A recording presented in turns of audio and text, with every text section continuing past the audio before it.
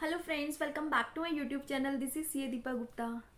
Friends, इस video में मैं आपके साथ बात करने वाली हूँ 37A rule 37A under GST. Friends, हम सभी को पता है कि section 16(2) of the GST act वो जो है प्रिस्क्राइब करता है conditions for availing the ITC, जिसमें से की एक कंडीशन है 16(2)(c) में, जिसमें कहा गया है कि we can not avail the ITC if the supplier has not paid the due taxes to the government in respect of the particular invoice. Section अब इसमें एक सेक्शन 41 का भी रोल आता है। सेक्शन 41 भी कुछ कहता है।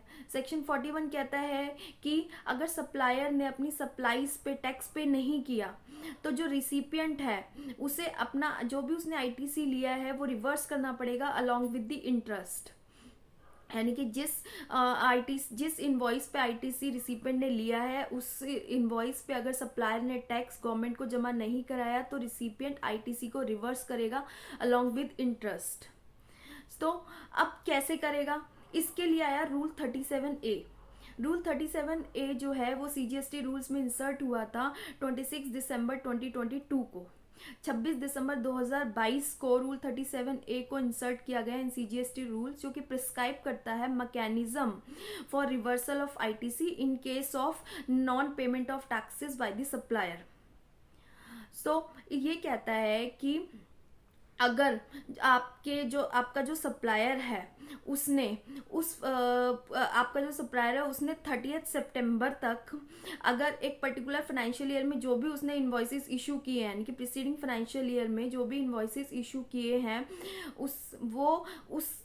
उस इन्वॉइसेस के रिगार्डिंग अगर उसने टैक्स जो है 30 सितंबर तक जमा नहीं कराया तो जो रिसिपिएंट है वो उस इन्वॉइसेस के रिस्पेक्ट में आईटीसी जो उसने लिया हुआ है उसको रिवर्स करेगा बाय 30 नवंबर की बात हो रही है प्रीसीडिंग फाइनेंशियल ईयर की। जैसे कि सपोज अगर मैं बात करूं फाइनेंशियल ईयर 22-23 की, तो फाइनेंशियल ईयर 22-23 में रिसिपिएंट ने जो भी आईटीसी क्लेम किया है उस आईटीसी के रिलेटेड जो भी इन्वॉइसेस हैं उस पर जो भी ड्यू टैक्सेस हैं उसकी पेमेंट सप्लायर जो है वो कर देगा बाय द एंड ऑफ 30 सितंबर और 2023।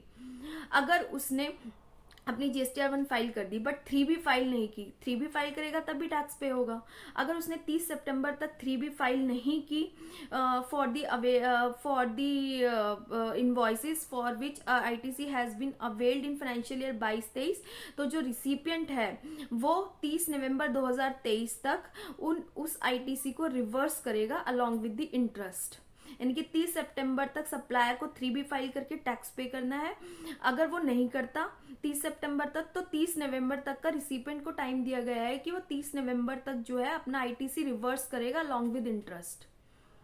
और जो सेक्शन 41 है फिर वो ये कहता है कि जैसे आपने अभी 37A के हिसाब से जो है आईटीसी रिवर्स कर दिया, फिर जब सप्लायर जो है टैक्सेस गवर्नमेंट को जमा करा देगा तो उसके बाद जो है रिसिपिएंट रीअवेल कर सकता है उस आईटीसी को।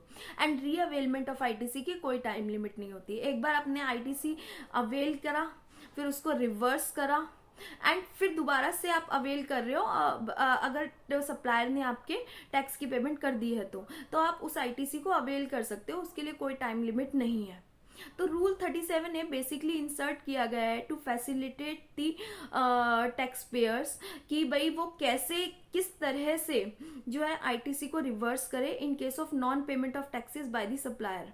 इसके लिए एक ऑटोमेटेड ईमेल जो है वो रिसिपिएंट्स को भेजी जा रही है, जिसमें उनको बताया गया है कि इस इनवॉइस के रिगार्डिंग जो है टैक्स पेयर ने आपके सप्लायर ने जो है वो रिटर्न फाइल नहीं किया तो आपको जो है इतना आईटीसी रिवर्स करना है। तो एक ऑटोमेटेड ईमेल जो है रजिस्टर्ड ईमेल आईडी पर टैक्स पेयर्स के भेजी जा रही है for the reversal of ITC. Basically rule 37A was inserted to facilitate the taxpayer for prescribing the mechanism regarding the reversal of ITC in case of non-payment of taxes by the supplier. So this is all about Rule 37A.